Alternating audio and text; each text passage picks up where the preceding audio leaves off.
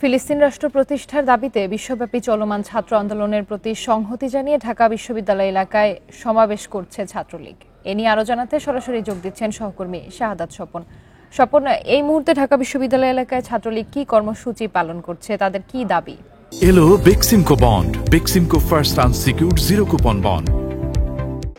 দেখুন, আজকের কর্মসূচিটির শুরু যে স্থানটি দেওয়া হয়েছে এটি মধুর ক্যান্টিনের পাশে, অর্থাৎ ডাকসু এবং মধুর ক্যান্টিনের সামনের যে রাস্তাটি, সেই রাস্তাতে ইতিমধ্যেই কিন্তু এখানে ঢাকা বিশ্ববিদ্যালয়ের প্রতিটি হল থেকে হাজার হাজার ছাত্রীদের উপস্থিতিতে কিন্তু এই জায়গাটি ইতিমধ্যেই মুখর হয়ে গেছে এবং তারা সবাই স্লোগান দিচ্ছে। মূলত স্লোগান একটাই, ইসরায়েলের যে অব্যাহত যুদ্ধ সন্ত্রাস ফিলিস্তিনের বিরুদ্ধে, সেই সন্ত্রাসের বিরুদ্ধে কিন্তু এখানে তারা স্লোগান দিচ্ছেন। আজকের কর্মসূচিটি মূলত বিশ্বব্যাপী যে ছাত্র প্রতিবাদ বা ছাত্র বিক্ষোভ, সেই বিক্ষোভের প্রতি সংহতি জানানোর জন্য ছাত্রলীগের আজকের এই আয়োজন, এবং সে আয়োজনে ছাত্রলীগ যে কর্মসূচিটি রেখেছে মধুর ক্যান্টিনের সামনে এসে তারা জড়ো হবে এবং এখান থেকে তারা ফিলিস্তিনের স্বাধীন ফিলিস্তিন রাষ্ট্রের প্রতি সংহতি জানিয়ে, স্বাধীন ফিলিস্তিন রাষ্ট্র প্রতিষ্ঠার প্রতি সমর্থন জানিয়ে ফিলিস্তিনের পতাকা তারা প্রদর্শন করবেন এবং পতাকা প্রদর্শনের পর এখান থেকে তারা মিছিল করে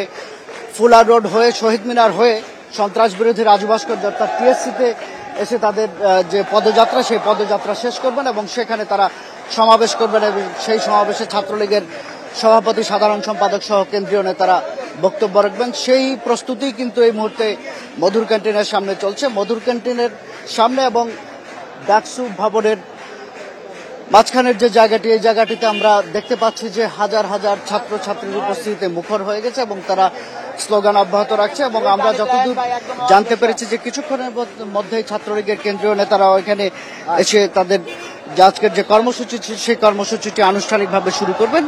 এখন আনুষ্ঠানিকভাবে যদিও শুরু হয়নি, চারপাশ থেকে কিন্তু মিছিল আসছে, একটার পর একটা মিছিল আসছে এবং মুহুর্মুহু স্লোগানে কিন্তু বলা যায় যে ক্যাম্পাস প্রকম্পিত। আজকের এই দাবিটিতে যারা এখানে আসছেন সবাই যে ছাত্রলীগের কর্মী আমার ঠিক তা মনে হচ্ছে না। সাধারণ শিক্ষার্থীরাও আমার মনে হয় এই কর্মসূচিতে আসছেন, কারণ যে সন্ত্রাস ইসরায়েল চালাচ্ছে ফিলিস্তিনের বিরুদ্ধে, যুগের পর যুগ যে সন্ত্রাস ইসরায়েলের চলছে এবং ফিলিস্তিন রাষ্ট্রকে যেভাবে দিনে দিনে সংকুচিত করে ফেলা হয়েছে এবং সেখানে মানবাধিকারকে যেভাবে ভুলণ্ঠিত করা হয়েছে, সেটির প্রতিবাদে বিশ্বব্যাপী যেভাবে প্রতিবাদে ছাত্র শিক্ষার্থীরা ফুঁসে উঠছে, যুক্তরাষ্ট্র থেকে শুরু করে সারা পৃথিবীতে সেই যে ছাত্র বিক্ষোভ, সেই ছাত্র বিক্ষোভের ফলশ্রুতিতেই কিন্তু আজকে ছাত্রলীগের এই আয়োজন এবং তারা সংহতি জানাচ্ছেন এবং তারা দাবি করছেন বিশ্ব বিবেকের কাছে এবং বিশ্ব নেতৃত্বের কাছে যে খুব দ্রুতই যেন এই বিষয়টি সুরাহা করা হয় এবং স্বাধীন ফিলিস্তিন রাষ্ট্র প্রতিষ্ঠার পথে যত বাধা আছে সব বাধা দূর করে ফিলিস্তিনে যে মানবিক বিপর্যয় ঘটেছে ইসরায়েলের যুদ্ধ সন্ত্রাসের ফলে, সেই যুদ্ধ সন্ত্রাস বন্ধ করে সেখানে মানবাধিকার ফিরিয়ে দেওয়ার জন্য কিন্তু তারা দাবি জানাচ্ছেন। এবং